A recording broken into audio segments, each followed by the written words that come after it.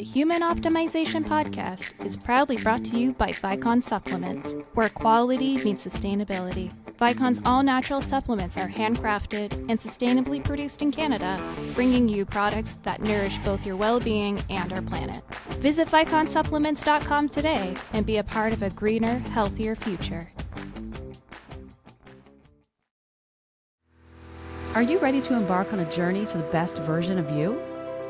Join me, Lisa Pitel-Killah, as I dive deep into the world of hair tissue mineral analysis and functional medicine with fellow experts, and guide you on the path of unlocking your full potential. As a multi-time kettlebell sport world champion, I'm on a mission to reach high-performance professionals from around the world to help you minimize tiring symptoms, maximize health, and gain unstoppable energy. This is the Human Optimization Podcast. Welcome, everybody, to a brand new episode of the Human Optimization Podcast. And I think you're going to love today's guest. We're going to have a great chat. So let me introduce Rachel Robertson. She's a kinesiologist and Pilates specialist with over a decade of experience helping others overcome physical limitations and rebuild trust in their bodies. She blends science and movement artistry to support injury recovery and sustainable strength. A two-time World Kettlebell Champion and community wellness advocate, Rachel also educates fellow kinesiologists through workshops and webinars, and we're going to touch on that at the end, so make sure you watch all the way through. She holds a kinesiology degree from the University of Western Ontario and is a recognized member of BCAK. Her passion for movement, shaped by her athletic background and personal journey, continues to inspire clients and professionals alike. Rachel, welcome to the show. Thank you for having me. Yeah, this is going to be great. You know, I always love to dive in, and you have a lot to share with regards to, I would say, like, we start somewhere and we end up here, kind of flourishing in what we love, right? Yeah. And I would share that with our listeners and our viewers, just a little bit about your background and how you ended up right here. Yeah, so I went to university. I actually did my degree in kinesiology because I was like, oh, that looks fun. We get to study sports and we get to study movement. Mm-hmm. And then I had a roommate who was like, hey, I found this ad to become a Pilates instructor. And I was like, I could do that. And so while I was in university, I got my Pilates certification, my first Pilates certification. Mm-hmm. And it really actually helped me learn what I was learning in school. While I was at that studio, so just before I was about to graduate, there was a physiotherapist who was also at the clinic. And she just said to me, you're about to graduate. You're taking all my clients and I'm teaching you how to use Pilates to help rehab them. And that kind of started my journey of insurance work, especially out in Ontario, right? Like a lot of it is private insurance, and how to do all the paperwork and dealing with the adjusters and being an advocate for my client. And then that kind of helped me when I moved to BC, because BC is a different kind of system in a way, I guess you could say. But before I came out to BC, I actually had a car accident where I was hit by a drunk driver. My gosh. And it forced me to figure out how to recover myself. But it has been a blessing in disguise because it's actually allowed me a lot of empathy for my clients, because I work with a lot of motor vehicle accidents. It has allowed me to create and shape some of the workshops that I present, because it literally comes from my own experiences and then teaching it to my clients and seeing it work. And so that was just reassuring, like, oh, it wasn't just a fluke that it worked for me. I keep implementing it and seeing people recover from those injuries. And I never would have gotten into kettlebells if it weren't for that. Oh, interesting. Okay. Because so my husband at the time was already into kettlebells, and I was like, I don't think I could do that. But because of the modality of Pilates and me kind of working on recovering, I was able to pick up a kettlebell. And then when I started picking up the kettlebell, all of a sudden I exponentially started to get stronger and recover, which was huge for me. That's incredible. Well, Mhm. and to be able to I mean, there is a lot of mental tenacity attached to that too, right? To be Definitely. able to go through that process and be able to know, like, yes, I can do this. I feel like so many times we're always kind of self-doubting, right? And saying, oh, I 100%. don't know if I can, right? I don't know if I can do that, or I'm not sure I'm ready for that. So that is a big part of that too, which is amazing. Well, and a piece that I actually have a conversation with my clients, I just try to be open. When you're in this situation, you're focused on the pain. And when you actually close your case around your injury, there's something that happens to the healing process in the Hmm. sense that people are like, I'm no longer under the control of the insurance companies because they Right. dictate like what you can do like in the care. Hmm. And when people can get out, then like they see huge progress. And like that's obviously a decision on their own, but I have had conversations with my clients like, is this what you want? Like, do you want this to be covered by your insurance, or do you want to take full control of this and take it onto your own kind of thing? Yeah, absolutely. That's always a tough choice too, right? Because It not everybody is. unfortunately has the means. Yeah, if they do, then that's great. But it can be tough sometimes. Yeah. Mhm. Mhm. Yeah. And so and you obviously you started off back in figure skating too, right? So Yes. you've kind of Yeah. been in like you're in that world of athletics all the time, it seems like. Well, and it's funny, I never thought of myself as an athlete. Hmm. Um Partially, I actually had someone say to me, like, years after, they were like, "You figure skated? I thought you actually did nothing." I was like, "Well, Like, it's not your." thanks. Yeah, but it's not your typical high school or elementary sport, right? Like, I did actually play rep basketball, so people would Hmm. see that, but they didn't see the figure skating. Figure skating happens, like, at odd hours before and after school, and no one sees it, and it's an individual sport. Um but yeah, like, and I think it's you can have that conversation, dance, gymnastics, figure skating, it's a scored sport, and people will love to argue that that's not a competitive sport. I beg to differ. My goodness, me too. But it can definitely, like, you can have a good debate with people, Yeah. about that, and maybe that's why I, like, originally didn't think of myself as an athlete, I just thought it was something I did. And then, yeah, but then when I got into kettlebells, I was like, "I'm an athlete." Then the world changed. It was a different color, right? You're like, "Wait a Yes, minute. What is yeah. happening?" So you got kind of pulled into Pilates, really Mhm. not even really going that direction, but that's something that kind of pulled you in. And what kept you there? Like, what are a couple of things that you just like, "This is amazing for recovery and strength?" Like, share a little bit on that too. I think what first got me was it just feels good. It so feels good. Um, and I think I picked it up really naturally being a figure Mm. skater, so Mhm. the correlation for me, it has been an amazing complement to my Mhm. kettlebell training. Like, Amazing. I know people have commented like, "Oh, look at your overhead." Well, my overhead is because I do the Pilates and I have the flexibility, right? Right.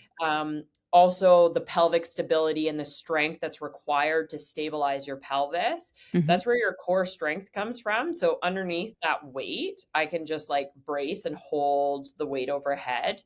Mhm.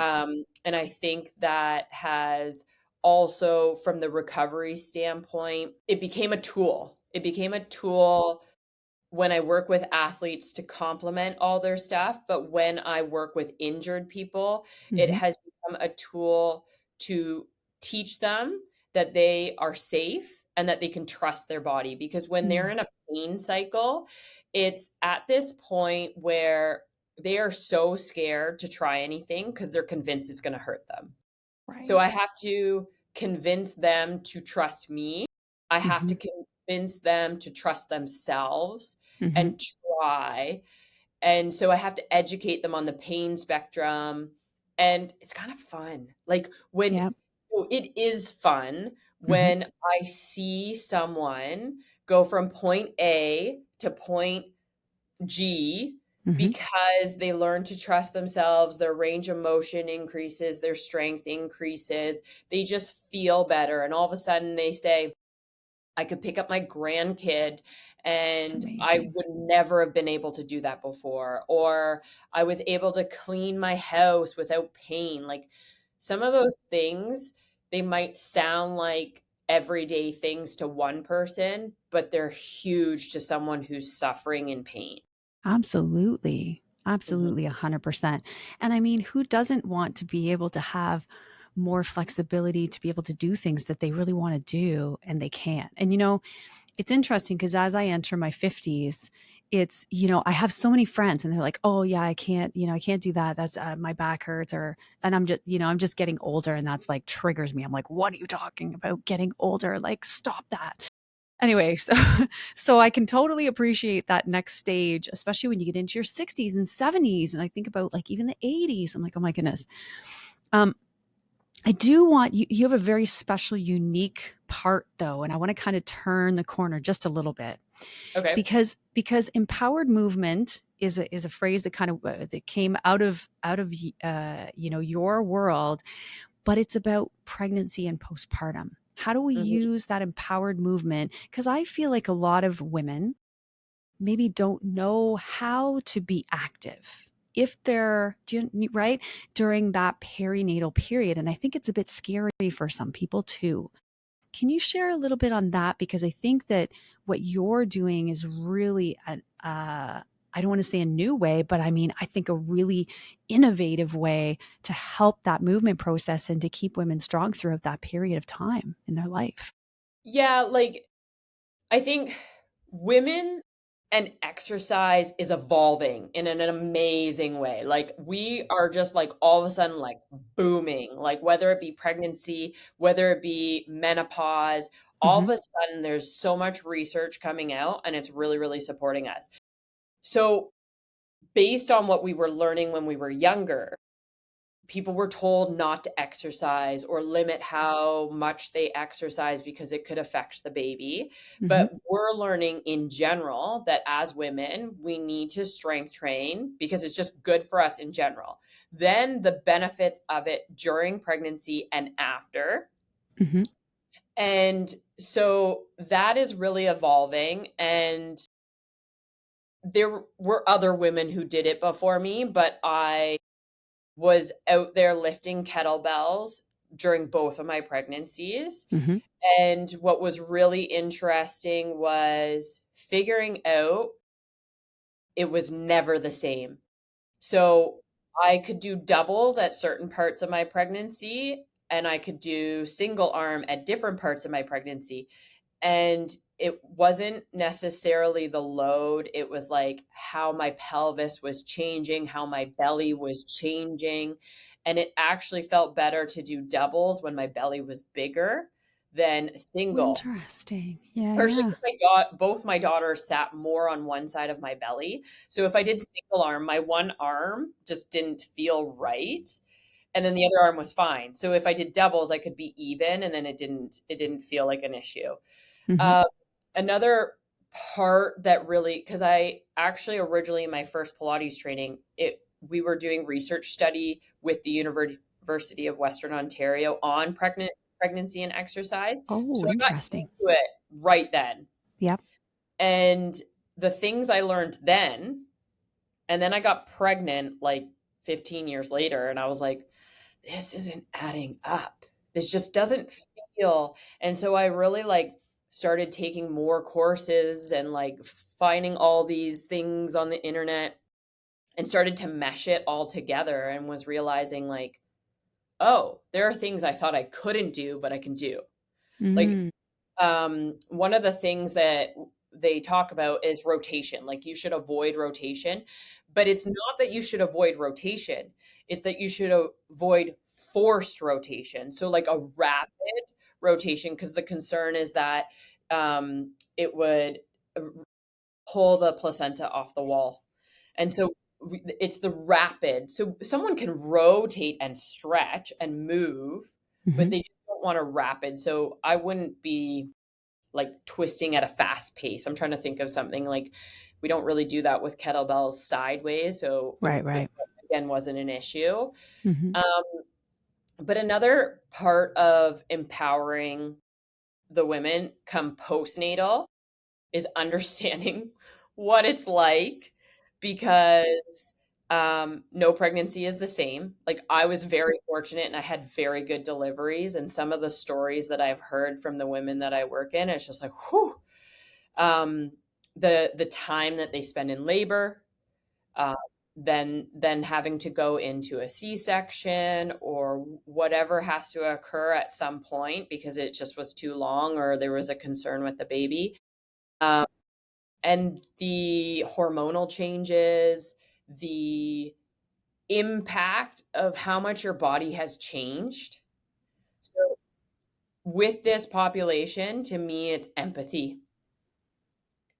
I can never know what that person feels like.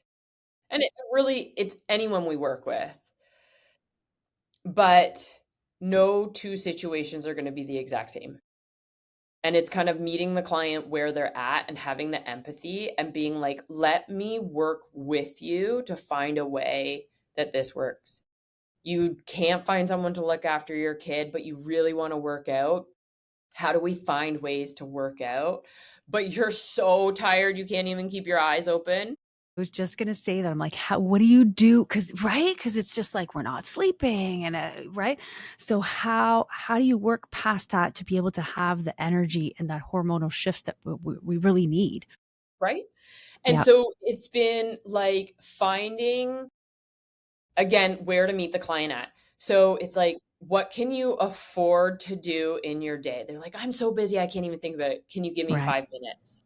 Mm. And in those 5 minutes, why don't you put your baby on your chest and you're going to lay on the floor and then you're going to do these exercises? Or maybe the baby's going to lay beside you and then you can still play with the baby. Um, and then some are like, yes. And then some are like, no, I can't with the kid around me because I can't focus. And it's like, okay, let's talk about what social supports do you have? Mm. Can we do it during nap time? And I know that there are kind of, you could kind of say two camps. There's the two camps where they either sleep when the baby sleeps, or you've got the other group who's like, the baby is sleeping. This is go time. This is when I clean. This is when I Do everything else, right? do It's like now's my everything chance. else. Yeah. But 5 minutes is doable. And then building on that when they feel the confidence. And it's really, when it comes to it, it's teamwork between me and the client in communicating what is going to support them so that they can actually do this and reach their goals. And another piece of it is we're often told that you don't exercise for the 6 weeks right after pregnancy. Hmm. And then it's like, okay, now you can exercise. Well, please, whatever you do, don't go lift extreme weights because at 6 weeks, you still are not ready to just jump into what you did before you got pregnant. And so with the population, I actually teach them like actually right after you have birth, within 2 to 3 days, you can start movement. Mm. But it's like gentle movement, like a 5 to 10 minute walk, doing cat cows, doing some glute bridges. They're not heavy loads, but they're going to allow you to move and especially move in ways that you haven't been moving because you kind of stiffened up while you were Right. carrying the baby. Yep. Um, and then it's like progressively building.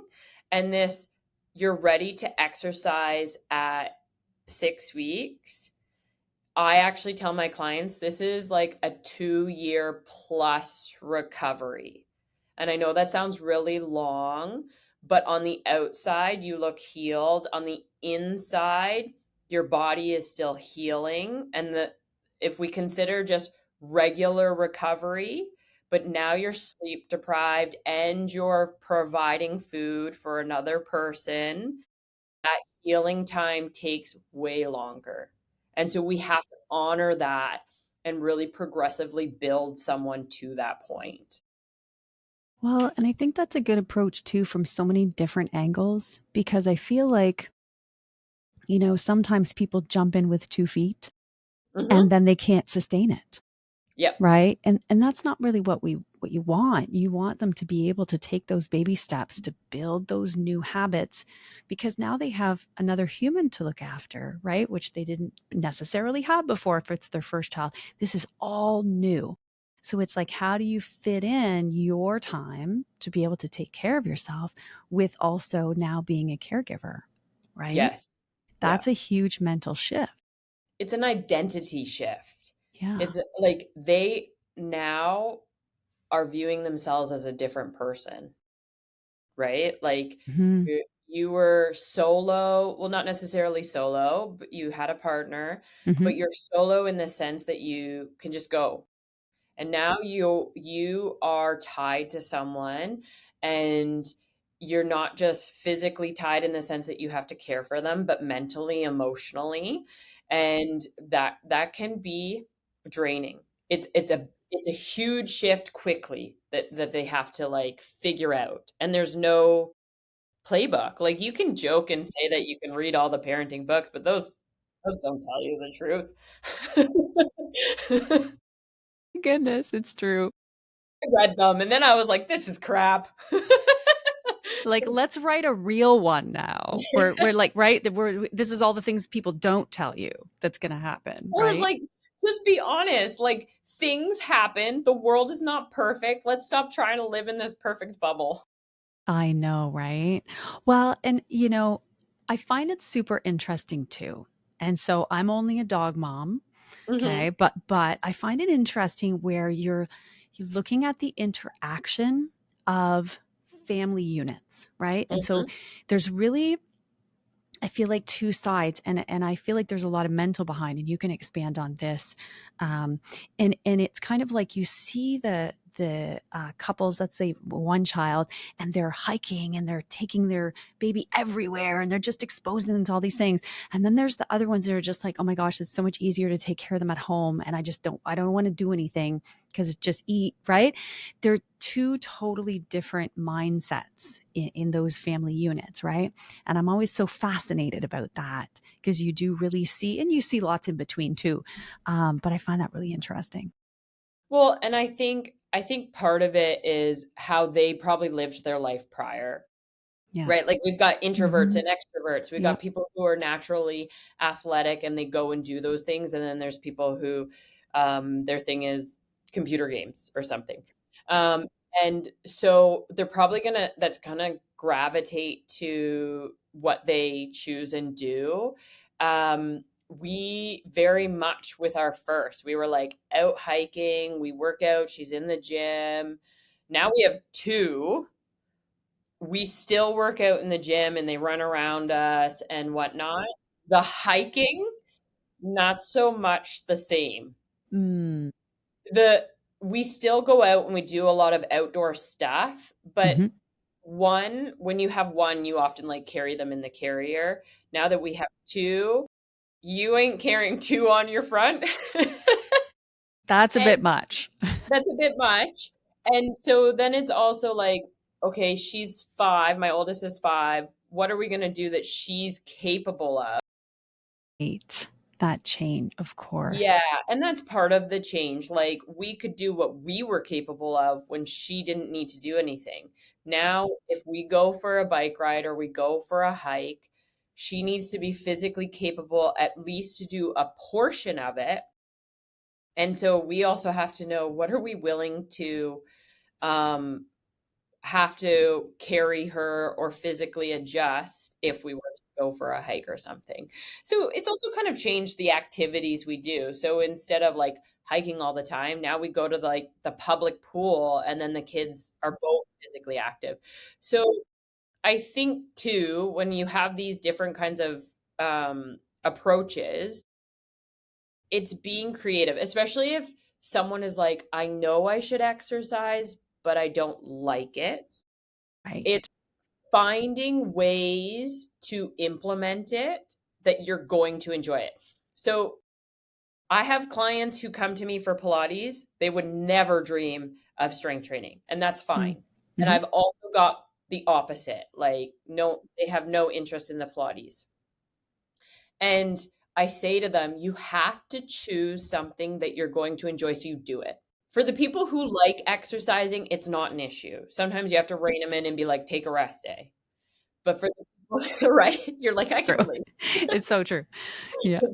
But for the people who don't like it, it's like, find something that you know is enjoyable. And often for myself, my experience has been the Pilates often gets people in the door to start. Mm-hmm. Yeah. And then if they're seeking more, then they transition into strength training. In a perfect world, I would like them to do both because they complement each other. Right. Yeah. Makes total sense. Mm-hmm. Well, and you know, it's so interesting because I had a conversation, and I'll never forget this. It was with a practitioner probably about six or 8 months ago, and I was reviewing her own case, and she was had a young one, maybe 4 months, had a nanny that came in a couple times a week for about an hour and a half at a time. And I said, well, what do you do during that time? Right. You know, she said, well, whenever she shows up, I go to the gym. And I'm like, oh, okay. I said, well, you know, what do you do at the gym? So she kind of went through it. And I said, oh, how do you feel when you leave the gym? She's like, well, I'm exhausted. And I'm like, okay, well, and I said, when you think about going to the gym during that period of time that the nanny is present, I said, how do you feel inside? Like when you go to Mm-hmm. open the door and leave the house, what do you feel? She's like, well, I feel obligated. I'm like, then you're not doing it for the right reasons, right? Like you're doing it because you feel like you have to, which is causing more stress on your body rather than doing it because it's something you really enjoy doing. Right. And I think Mm-hmm. that's such an important point that you brought up, because if you can find something that really resonates with you on an energy and emotional level too, that you like, then that's all the you stress. It's all the good stress that comes up and you get all the benefits from that. But when it's not healthy. Well, and the other piece of that is maybe that time when the nanny comes isn't the time to work out. Yeah. She Yeah. might feel like at that time, this is my only opportunity. Yeah. But maybe that time is better suited for maybe taking a nap, Mm-hmm. maybe prepping food, maybe getting some things off her plate, and then going working out. And then she's like, oh, this is so much easier because whatever is on her mind is in the way. When I wake up in the morning and I don't feel great because I was up nursing, like, my second nursed a lot, and she, like, I can feed her, like, 6 to 8 times in one night, like, every Wow. other hour, Wow. at certain I think if she was, like, teething and stuff, Mm-hmm. and I would wake up and I would be like, "I want to get up or I need sleep." Like, I either have the option to get up and work out or I have to miss it. And I Mm-hmm. would have to really evaluate the night that occurred. And some mornings it was like, I have to give myself permission to sleep for me to function.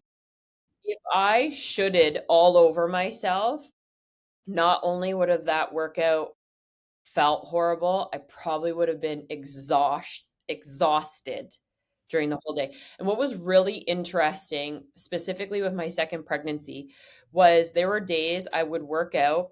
I felt great going into the workout. It wasn't a difficult workout, but the energy level that I had after, it completely drained me. And I had to Ah, learn to actually rein myself in because for the rest of my day, I physically wasn't like showing up or having the energy that I needed for yeah. that day.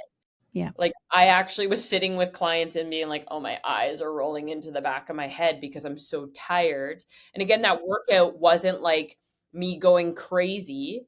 Mm-hmm. It was just it was too much for my body and I had to really figure out, and it wasn't just the exercises, like, am I eating enough? Mm-hmm. Am I hydrating enough? And like a piece of it for me was like my magnesium intake Mm-hmm. and my sodium intake. I actually had to increase my salt. And then I started to notice like, oh, I'm actually feeling a little more energized and awake.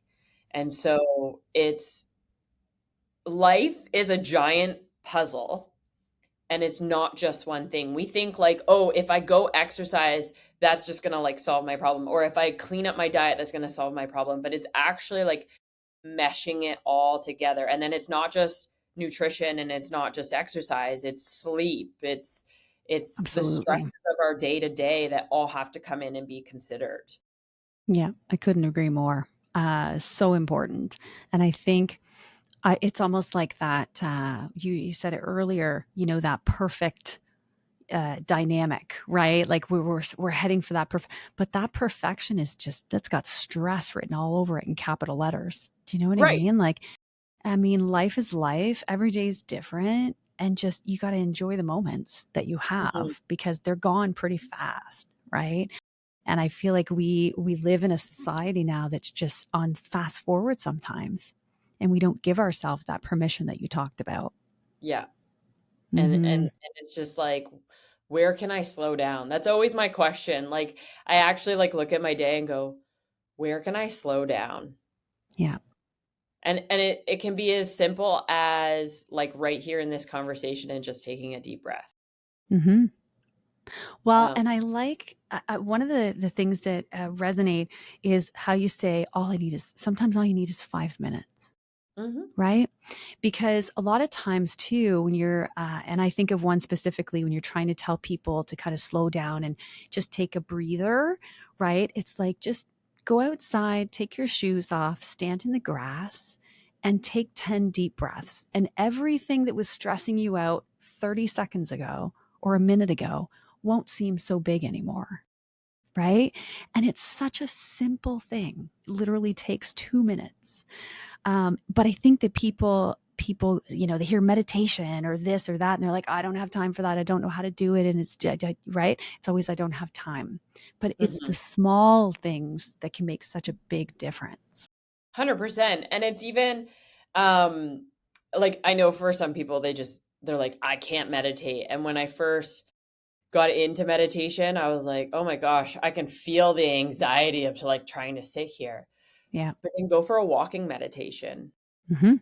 Right? Like one of how I actually got into breath work with my breath work coach, I listened to something that she had, but I did it while walking. And then I contacted her after. I was like, I probably should have been sitting and doing this, but it felt really good when I walked and it worked for me. Yeah. And then she was like, okay, like do it that way then.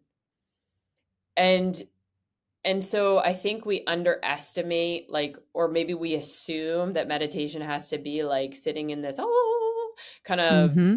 position, but it can be doing, you know what? I bet you for you, if you're doing a kettlebell set, Hmm. you're without you realizing it, you're meditating. Yeah. Hmm. Because Because you're focusing because so much on your breath, you're in right? the zone. Yep. If you can find a zone state, someone could go wash the dishes and scrub that plate in a circular motion and get into a zone Hmm. without them knowing it. They're in a sort of meditative state, and their mind is probably kind of just like, what do I need to do after this? Right. And that's okay. But that's part of meditation, is contemplating. And so it doesn't have to be still. And so for the person who feels like they have to do, okay, walk and meditate. Yep. Yeah. There's so many options and so many ways, and there's no wrong way, I think Mhm. is it, right. And I think that people get, again, too caught up in what's the way that we have to do it or we should do it. And The that's not perfect necessary. way. Exactly. And that's not necessarily fair to like the world we're living in. Right.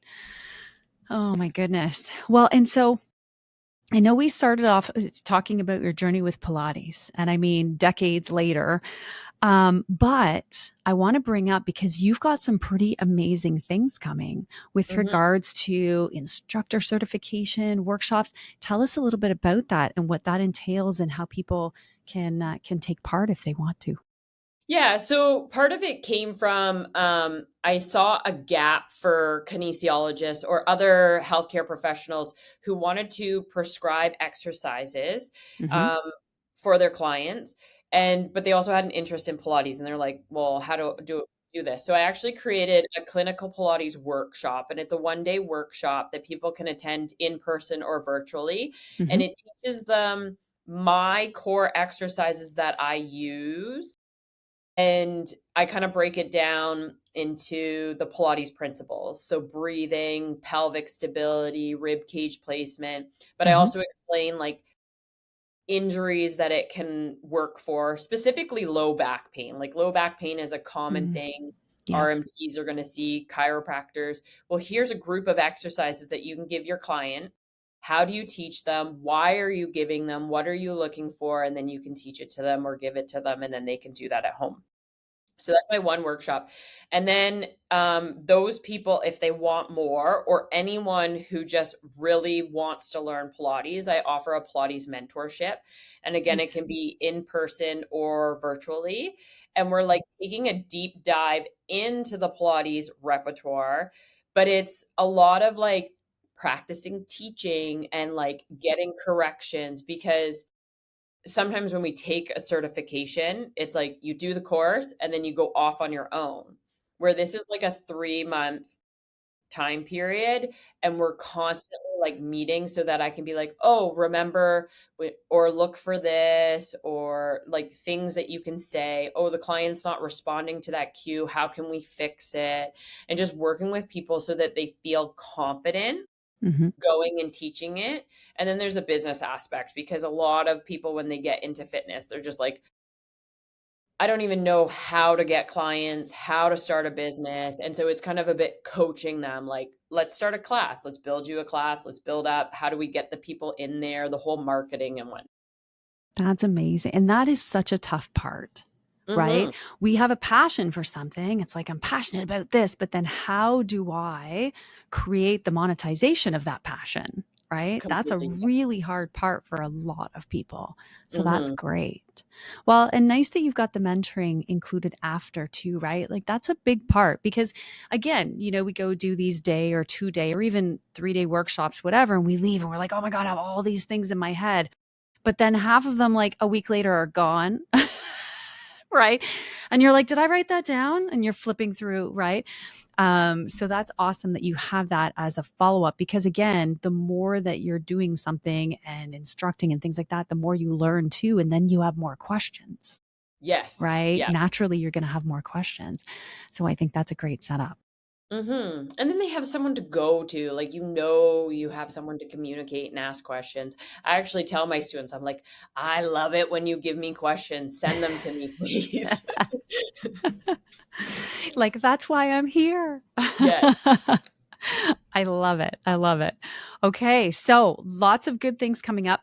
Are there dates for those? Are those ongoing? Are they coming up soon? What does that look Um, like? the clinical Pilates workshop is running August 9th. Okay. Okay. Um, Perfect. and then I pretty much run that on a quarterly basis because that's how Awesome. much demand I've had for it. Yep. And then the Pilates mentorship, I'm actually starting one this Saturday, and then I'll probably start another cohort in about October. Okay, so July 12th and then again in October. So we're going to have all of Rachel's contact information in the description, of course. And you can find her on Instagram, Return to Form Kinesiology, and on Facebook, Return to Form Kinesiology Pilates. So 2 places. So we'll have lots of links that you can click on. We'll have info with dates as well that my team will share. And yeah, if you've been interested in Pilates, in learning more, if you're already doing fitness and you want to teach people and kind of build that business, I think this is a great opportunity to use a wonderful tool to be able to, really complement so many different types of lifting, right? And so many different types of fitness. I think that's a great way to build the core and really be able to take things to the next level. Yes, for sure. Yeah. Well, thank you, Rachel, for joining us. This was a great show. I would say if one person had an aha moment, we have done our job today. So Yes. I definitely think that that's happened. So thank you for those of you watching on YouTube. Subscribe to my channel. We have a brand new episode every 2 weeks. And for those of you listening on your favorite podcast host, make sure you give this episode a like, and I will see you next time. Thank you, Lisa.